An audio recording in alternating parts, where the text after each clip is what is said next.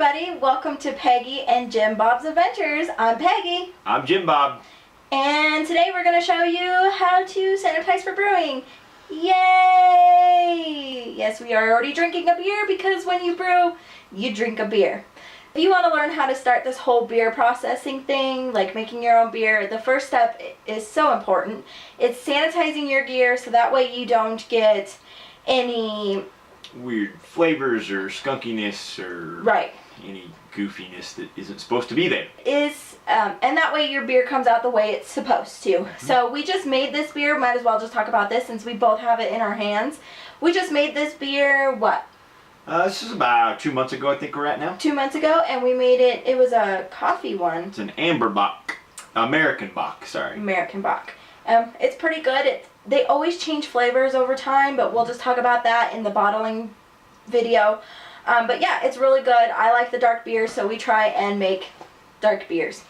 So anyways, we have some things we want to talk about, so I will go ahead and let Jim Bob talk to you about that and what he wants to say. We're doing this process a little bit differently this time because we had made a peppermint beer, and that kind of made our fermenter smell like peppermints, and you got to get that scent out or else it's going to contaminate your beer.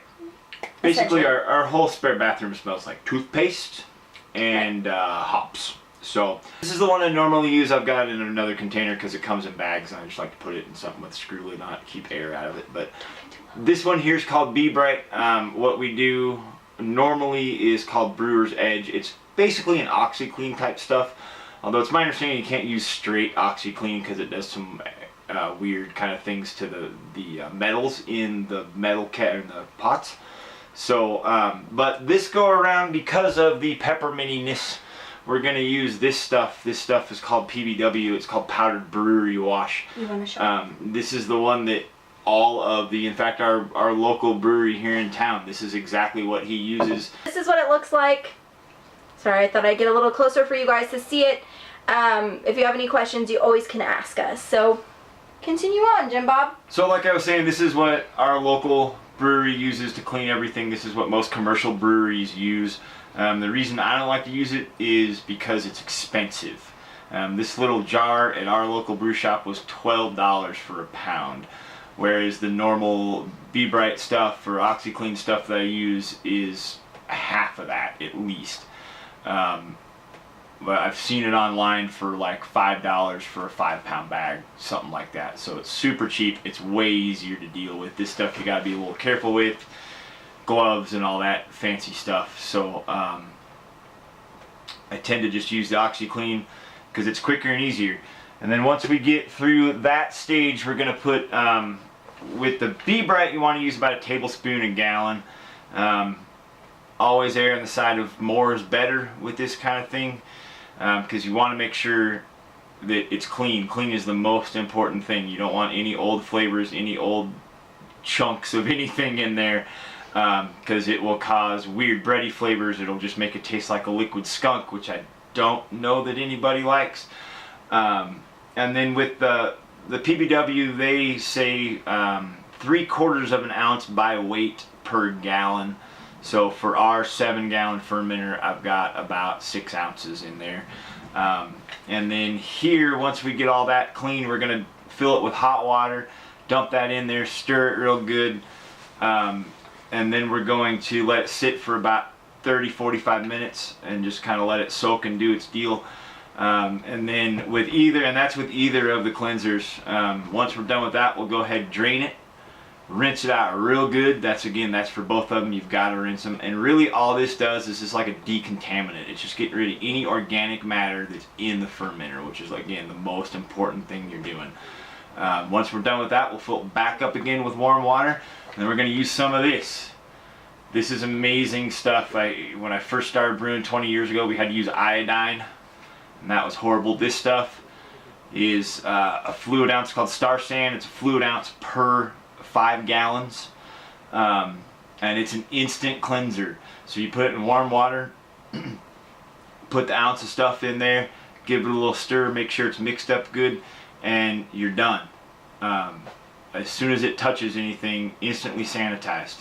So And even the foam is sanitizing. So if you get your sanitizer or your fermenter full and it's got foam on it, that's good enough for this stuff. It's pretty amazing. It's pretty simple. And then we're going to go from there. After we drain out the Star Sand, you want to be really careful with everything.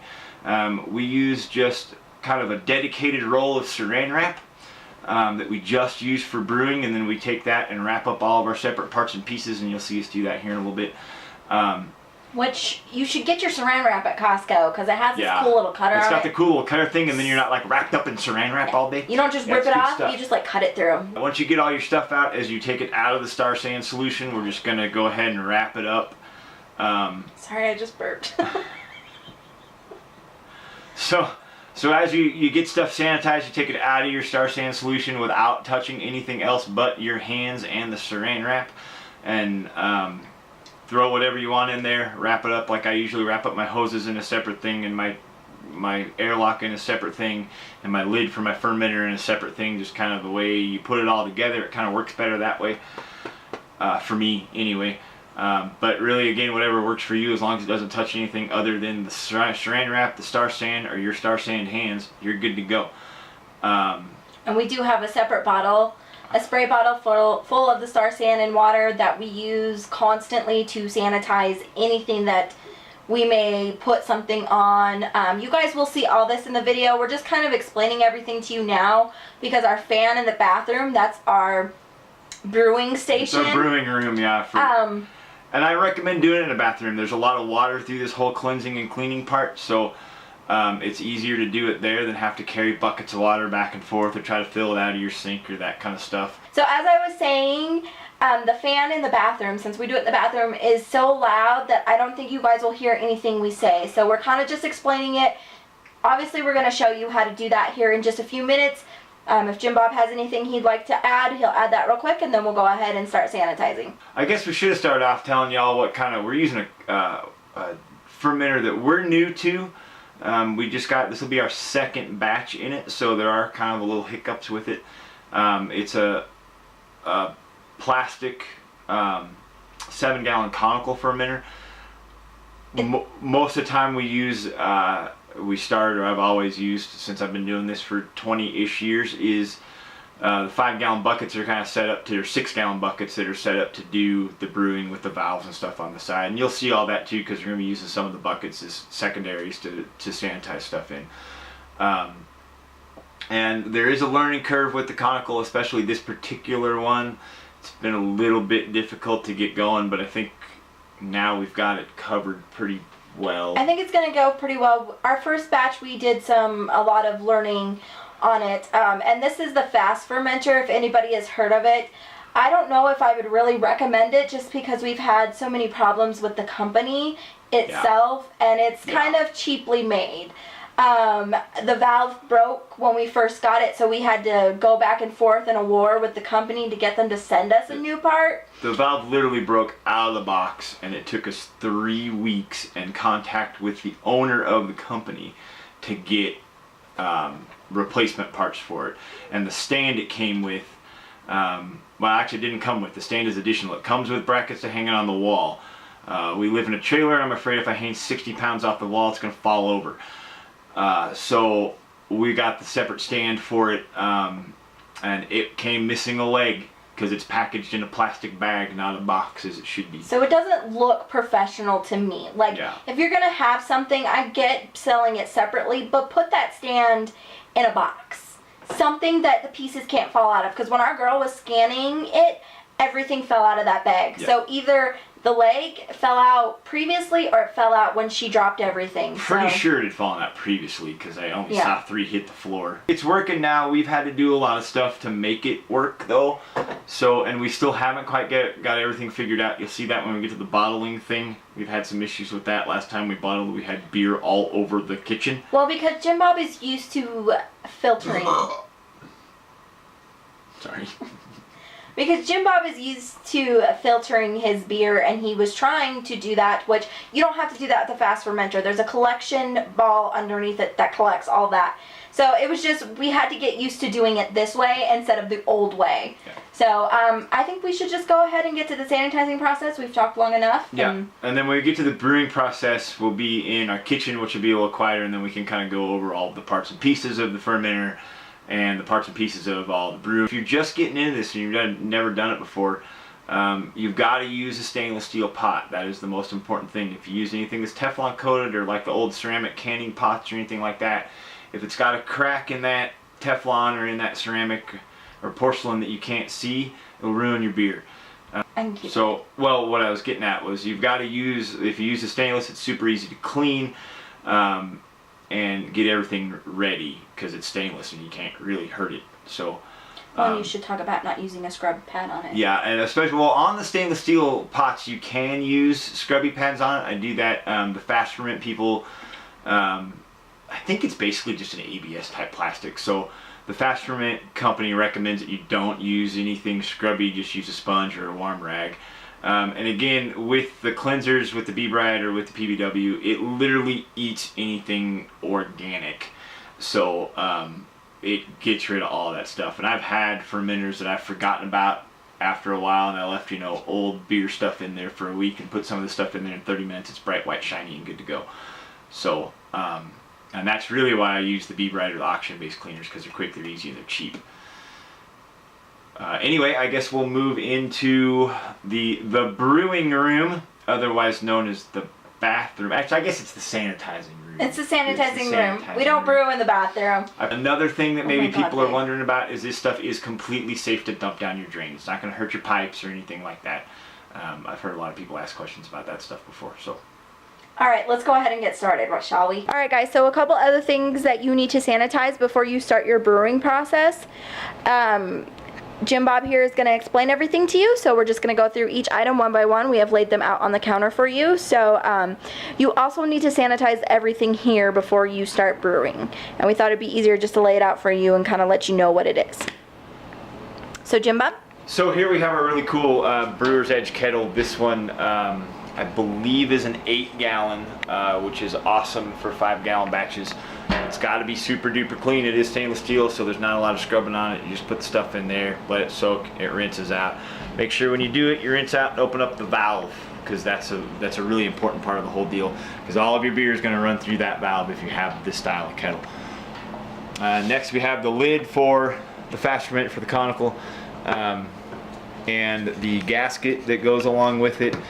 There's the big gasket for the lid, and then there's a little baby gasket for the airlock. It is very important that you take these gaskets out of the lid and separate and sanitize them as separate pieces. You can sanitize in the same bucket, but they got to be taken apart.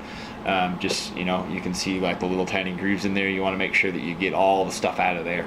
And then here, same deal with this. This is an airlock. There's a couple different types. This is the one we use. But same deal, it's got to come apart, if it'll come apart.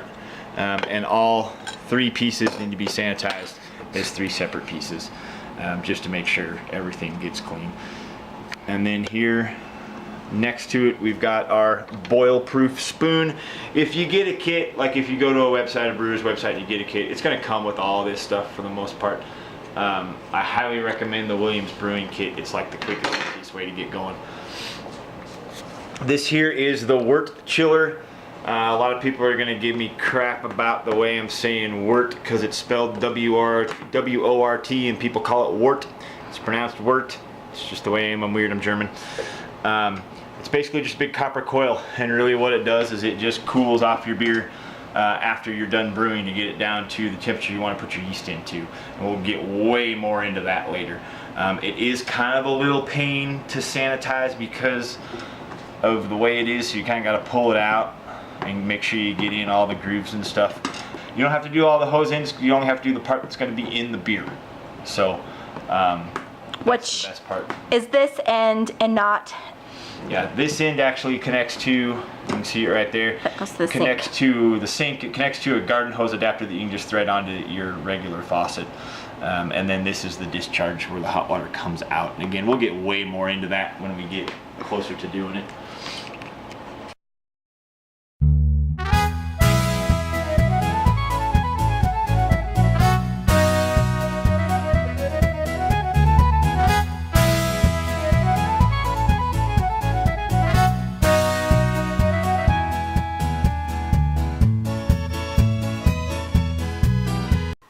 Alright guys, Jim Bob here. So we just went and drained the PBW out of our fermenter, and I realized that I put it together upside down. So if you see some of the video and you put it together the way I had it, it's not going to be good. So I had it like this, and that's bad. This is the way it goes with this little knurled fitting on the bottom, and this one, because this part comes off so you can put your bottling attachment on. And again, we'll go more into that, but for now we just wanted to make sure that nobody saw it and thought, oh yeah, this is how I do it. And then, because once you get it full of beer, you're done. So you can't take it off, because this is what holds it all in. So we'll just show you that real quick and we're good to go.